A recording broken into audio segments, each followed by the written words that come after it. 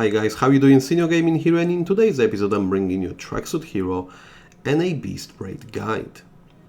So before I actually go and tell you all the preparation which you should do in my opinion to maximize your potential and rewards, let's have a look quickly what I'm actually talking about in the first place. So we're gonna head over to Lin, and from all these mini events we're gonna head over to a bottom right hand side where we've got our Beast Raid.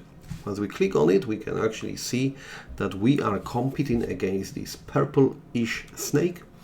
And what we actually do in here, we obviously want to apply as much damage as possible. What we need to bear in mind that the actually snake itself, or the fallen beast Imugi, will try to defeat us at any given point. So obviously, the further we actually gonna go and the new levels we will unlock, there will be obviously more and more significant damage applied to our characters. So we're going ahead with 4 different characters, which actually it's all the same one character we do, but we need to make sure we wear a different costume and a different weapon type. So we're gonna get into nitty-gritty of that in just a second.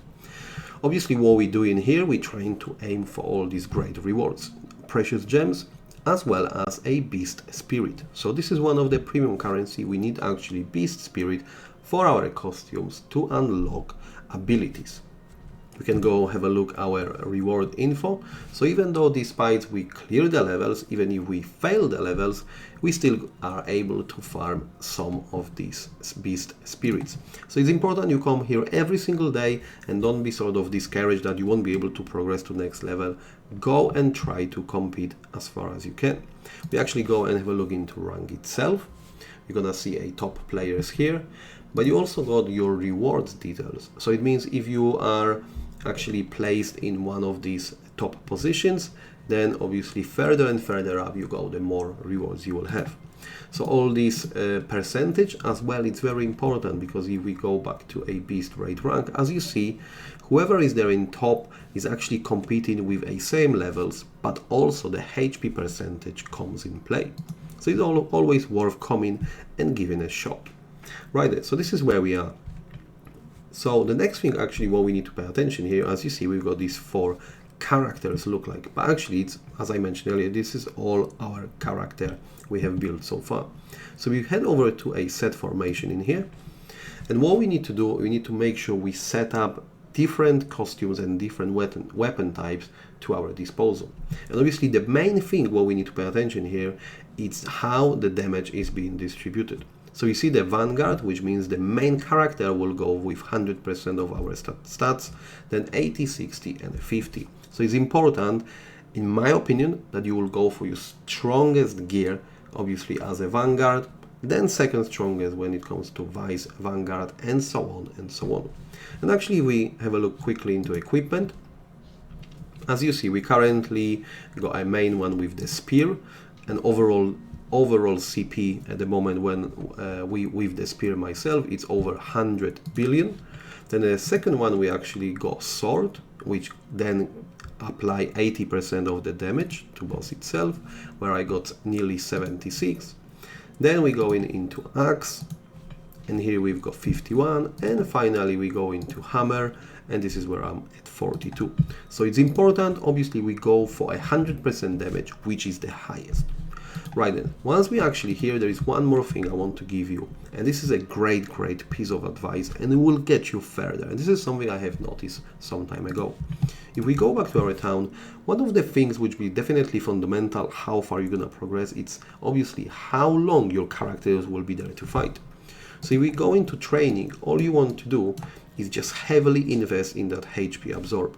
This obviously passive bonus will get you places in normal gameplay or farm itself, but in there it's pretty important, because as you progress with further levels with Imugi, he's actually hitting harder and harder. So it's important you actually got that life steal on attack at all times. And the second thing will be, my recommendation is go into equip index and start looking for all the bonuses which gives you enemy HP absorb per hit.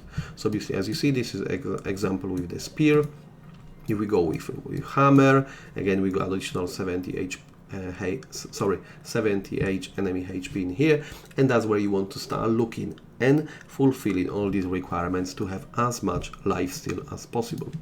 Okay, so this is these two crucial elements. Go for as high HP steel as possible, and then make sure your formation is set up with the heavy damage deal. So now we're ready to rumble. So let's go and have a look how the gameplay turns out itself.